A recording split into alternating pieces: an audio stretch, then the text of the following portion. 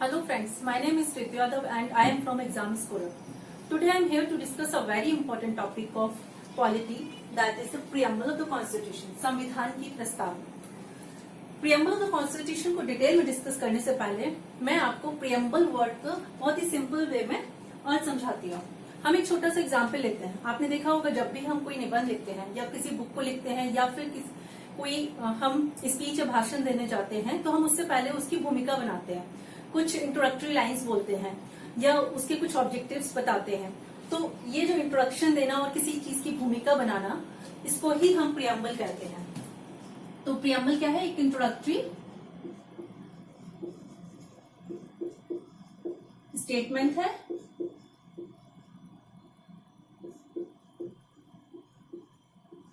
और preface. Preface का मतलब भूमिका बनना।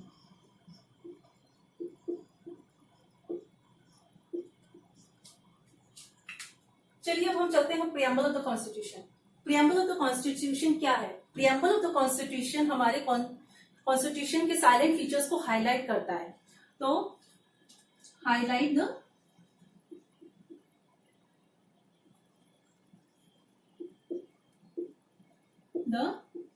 salient features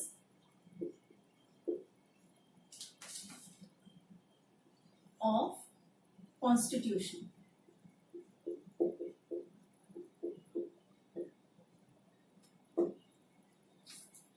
तो बहुत सारे एक्सपर्ट्स हैं, constitutional experts, jurist, constituent assembly के मेंबर्स, उन्होंने अलग अलग वे में प्रियम्बल ऑफ द कॉन्स्टिट्यूशन की इंपॉर्टेंस को सम अप किया है। तो हम एन.ए. पालकीवाला की बात करते हैं, जो कि एक बहुत ही एमिनेंट ज्यूरिस्ट थे और कॉन्स्टिट्यूशनल एक्सपर्ट थे। उन्होंने प्रियम्बल ऑफ द कॉन्स्टिट्यूशन को identity card of the constitution बताया है, मतलब संविधान का परिचय पत्र बताया है। वहीं ठाकुरदास भार्गव की बात करते हैं, जो कि एक कॉन्स्टिट्यूएंट असेंबली के बहुत इंपॉर्टेंट मेंबर थे। उन्होंने इसको की टू द कॉन्स्टिट्यूशन, संविधान की कुंजी बताया है, और सोल ऑफ द कॉन्स्टिट्यूशन, संविधान की आत्मा बताया है। यहाँ पे एक बहुत इंपॉर्टेंट बात नोट करने की ये है कि सोल ऑफ द कॉन्स्टिट्यूशन एक आर्टिकल को भी कहा जाता है, आर्टिकल 32 को। 32 बाबा साहेब अम्बेडकर ने, बी.आर. अम्बेडकर ने इसे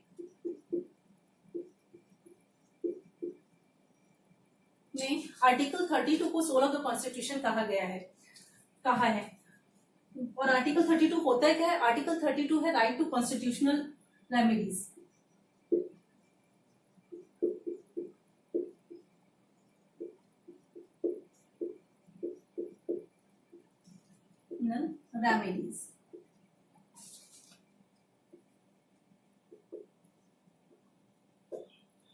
रेमेडीज।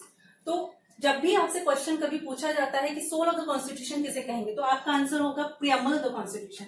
लेकिन अगर आपसे ये पूछा जाए किस आर्टिकल को प्रियम्बल को संविधान की आत्मा बताया गया है, सोल ऑफ द कॉन्स्टिट्यूशन कहा गया है, तो आपका आंसर होगा आर्टिकल 32, जो कि है right to constitutional remedies.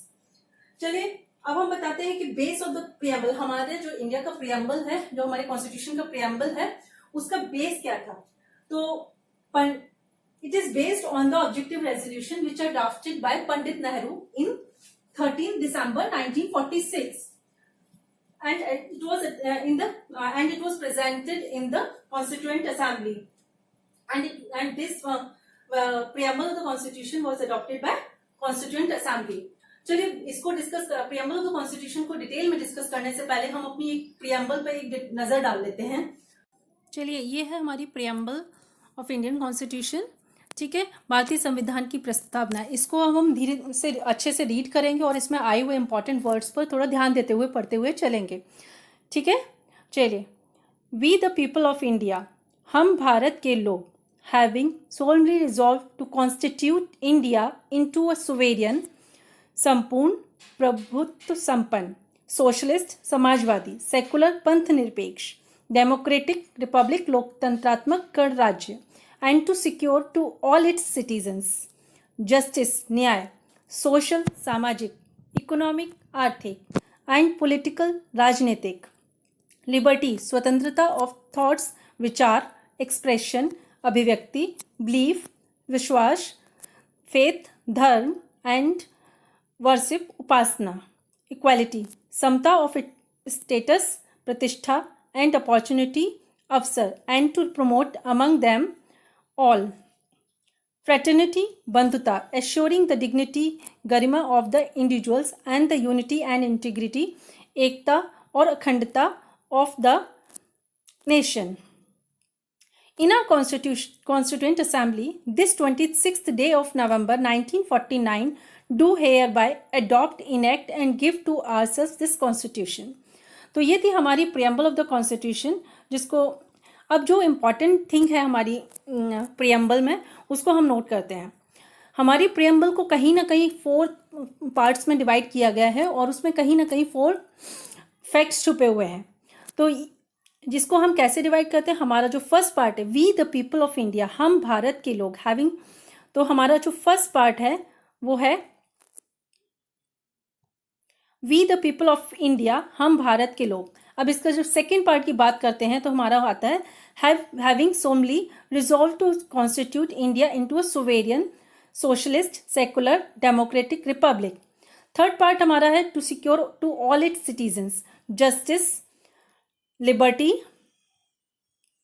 Equality fraternity and the fourth part जो हमारी प्रियम्बल में हमको दिखाई देता है वह है in our constituent assembly this 26 day of November 1949 do hereby adopt enact and give to ourselves this constitution. तो हम अपनी प्रियम्बल को 4 पार्ट्स में डिवाइड कर सकते हैं. ठीक है, अब हम इन 4 पार्ट इनको मैं आपको अभी बताती हूँ आगे कि ये कौन कौन से पार्ट्स हैं जिसमें हमारी प्रियम्बल को एक तरह से डिवाइड किया गया है या हमारी प्रियम्बल में कौन कौन से फैक्ट्स छुपे हुए हैं. ठीक है, तो मैं चलते हैं हम अपनी आगे. जैसा कि मैंने आपको बताया हमारी प्रियम्बल के 4 पार्ट्स हैं या हम अपनी प्रियम्बल को कहीं ना कहीं 4 पार्ट्स में डिवाइड कर सकते हैं. और ये जो पार्ट्स होते हैं वो कहीं प्रियम्बल के तत्व या कंपोनेंट्स होते हैं. तो ये 4 इंपॉर्टेंट कंपोनेंट्स हैं जो हमारी प्रियम्बल में हमको देखने को मिलते हैं. फर्स्ट है source of authority of the constitution, संविधान के अधिकारों का स्रोत, मतलब हमारे संविधान हमारे कॉन्स्टिट्यूशन को पावर कहाँ से मिलती है. सेकंड है नेचर ऑफ इंडियन स्टेट्स, मतलब राज्य का स्वभाव, कि राज्य का स्वभाव कैसा होगा. थर्ड है objective of the constitution, preamble का जो थर्ड पार्ट है वो संविधान के उद्देश्यों को डिस्क्राइब करता है. फोर्थ पार्ट है date of adoption of constitution, संविधान लागू होने की तिथि. इसमें हमारे कॉन्स्टिट्यूशन किस डेट को अडॉप्ट किया गया फोर्थ पार्ट में बताया गया. तो चलिए अब हम इनको 1 बाय 1 डिस्कस करते हैं. सबसे पहले हम लेते हैं source of authority of the constitution, संविधान के अधिकारों का स्रोत. तो जैसा कि हमारी प्रियम्बल की फर्स्ट लाइन है we the people of India, हम भारत के लोग. तो हमारे जो कॉन्स्टिट्यूशन को जो पावर मिलती है वो हमारे पीपल से, हमारी जनता से, हमारी पब्लिक से मिलती है. और हमारे कॉन्स्टिट्यूशन में सबसे ऊपर जो रखा गया है वो जनता को रखा गया है, जो सर्वोपरि है वो जनता है. यहाँ पे एक इंपॉर्टेंट बात नोट करने वाली ये है कि एग्जाम में जब भी क्वेश्चन पूछा जाता है कि हमारे कॉन्स्टिट्यूशन की सोर्स ऑफ अथॉरिटी क्या है, हम कहाँ से इसको पावर मिलती है, तो आपका आंसर होगा पीपल, मतलब जनता, पब्लिक. हो सकता है आपके उसमें ऑप्शंस में दे रखा हो पार्लियामेंट, प्रेसिडेंट या पीएम, लेकिन नहीं, आपको जो आंसर लगाना है वो लगाना है पीपल पर, मतलब जनता पर लगाना है. ठीक है, अब हम आइए नेक्स्ट पार्ट को डिस्कस करते हैं जो बहुत इंपॉर्टेंट कंपोनेंट है nature of the Indian states, राज्य का स्वभाव. ठीक है, नेचर ऑफ इंडियन स्टेट, राज्यों का स्वभाव.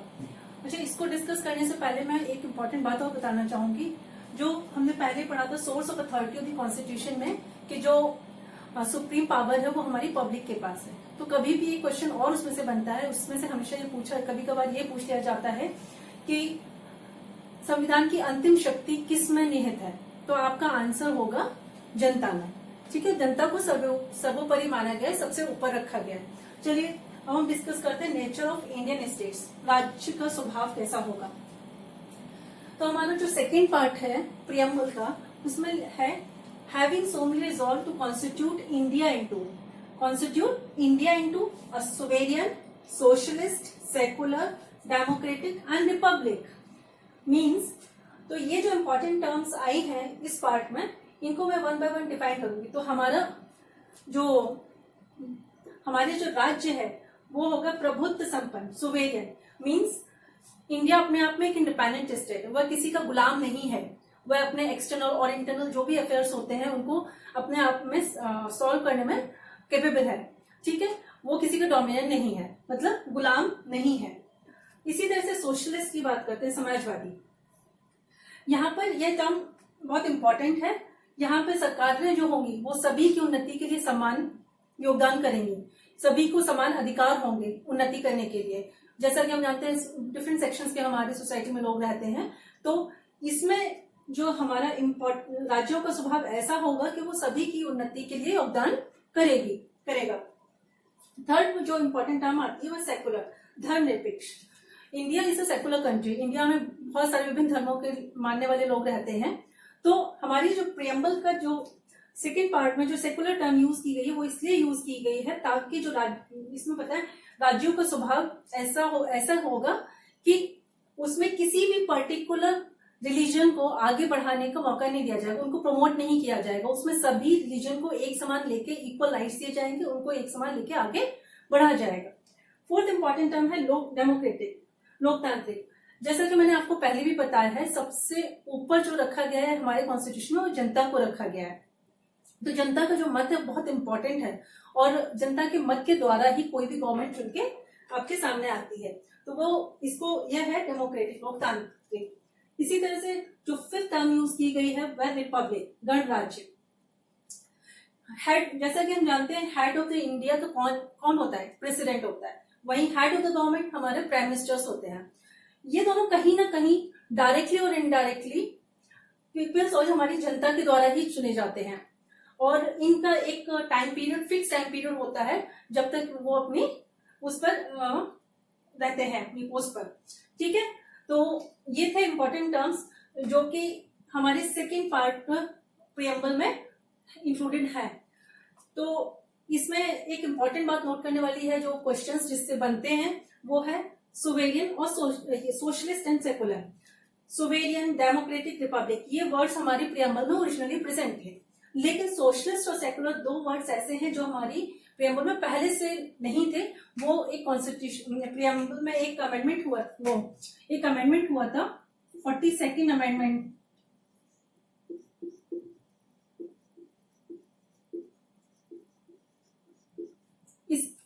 इस 42nd अमेंडमेंट के द्वारा ये सोशलिस्ट एंड सेकुलर ये दो टर्म और इंक्लूड किए गए थे और ये 42nd अमेंडमेंट 1976 में किया गया था। तो जो बहुत इंपॉर्टेंट दो क्वेश्चंस जो बन के आते हैं वो आपके ये आते हैं कि सोशलिस्ट और सेकुलर टर्म को किस अमेंडमेंट के थ्रू इंक्लूड किया गया था। वो है 42nd अमेंडमेंट 1976। चलिए अब हम चलते हैं हमारे नेक्स्ट पार्ट पर।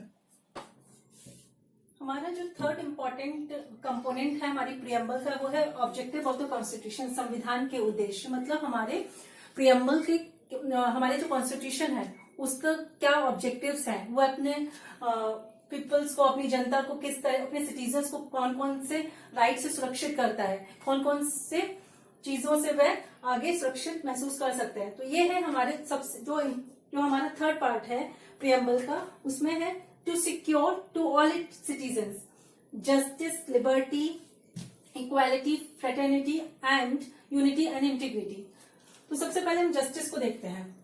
यहाँ पे सभी को हमारा जो संविधान है सभी को समान रूप से न्याय देगा, चाहे वो सोशल हो, इकोनॉमिक हो, पॉलिटिकल हो, सामाजिक, आर्थिक और राजनीतिक। यहाँ पे एक इम्पोर्टेंट बात जो नोट करने की है वो है यह कि यहाँ पे जो आपने देखा होगा यहाँ पे मैंने रिलीजियस राइट जस्टिस की बात नहीं लिखी है। तो ये ये है प्रियम्बल में हम जो सबसे इम्पोर्टेंट क्वेश्चन बनता है वो ये है कि हमारी प्रियम्बल में कौन से जस्टिस की बात नहीं की गई है। तो आपका आंसर हमेशा होगा रिलीजियस जस्टिस की बात हमारे संविधान में नहीं की गई है।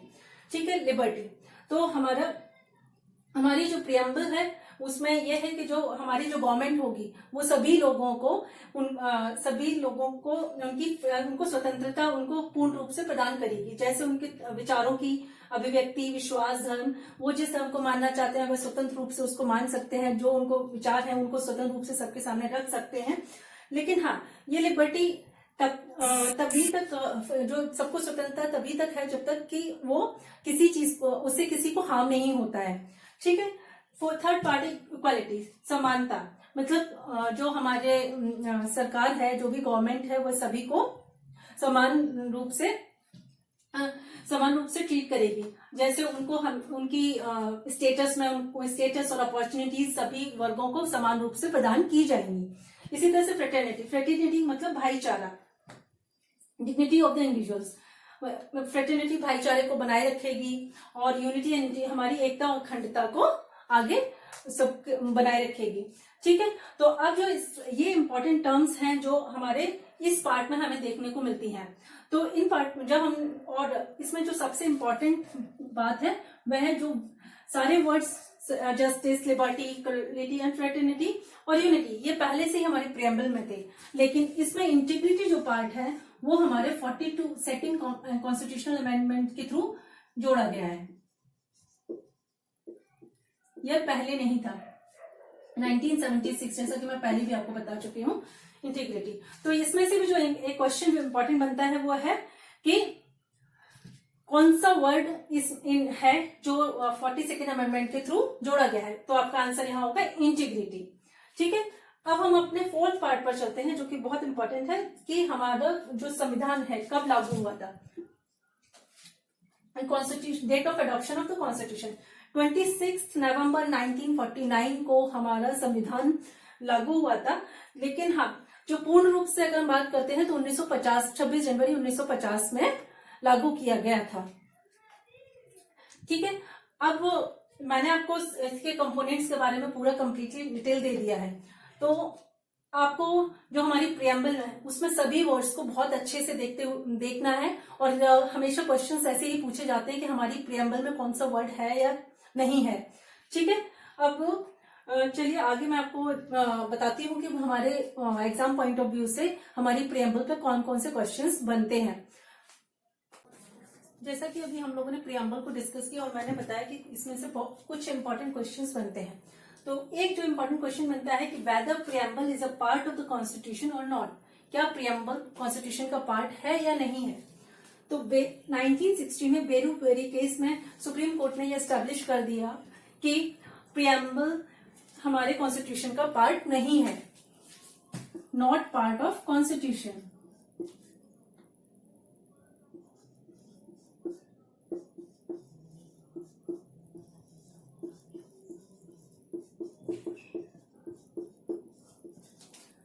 बट 1973 में केशवानंद भारती केस में सुप्रीम कोर्ट ने यह एस्टेब्लिश किया कि प्रियम्बल कॉन्स्टिट्यूशन का पार्ट है और उसमें आर्टिकल 368 के अकॉर्डिंग उसमें चेंज किया जा सकता है। एस्टैब्लिश्ड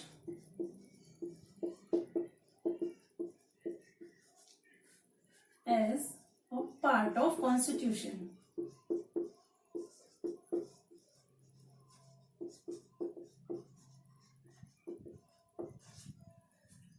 तो इसका एक क्वेश्चन ये भी है कि whether preamble can be amended under the article 368 और नॉट।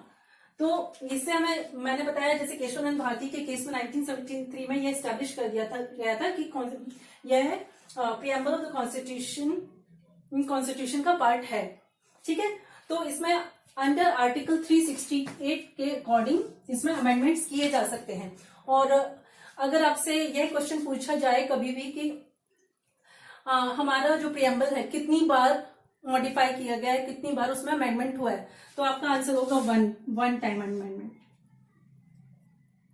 वन अमेंडमेंट हुआ है जो कि 1976 में 42nd अमेंडमेंट था।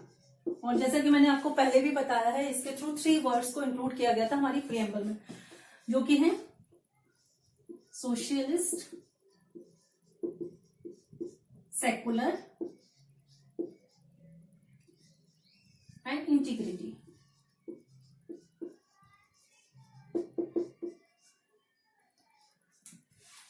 ठीक है, मैं इन वर्ड्स के थ्रू ये 1976 में 42nd अमेंडमेंट के थ्रू ये 3 वर्ड्स इंक्लूड किए गए थे। तो अभी तक सिर्फ एक बार हमारी प्रीएम्बल को मॉडिफाई किया गया है।